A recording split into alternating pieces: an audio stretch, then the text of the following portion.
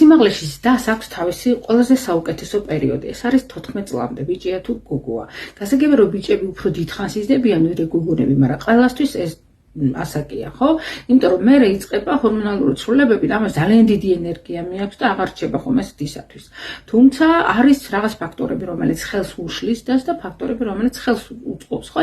როგორც სცენარის სარეველა არაძლევს საშუალებას მიაღწევს თავის საუკეთესო ვერსიას, ზუსტად ეს არის გასაწმენდი ორგანიზმი პარაზიტებისაგან მათ შორის და მერე როცა გაასუფთავებ და მიისცემს ასუქს, ხო? უნდა გააწმინდო ბავშვი და მერე უნდა შეავსო.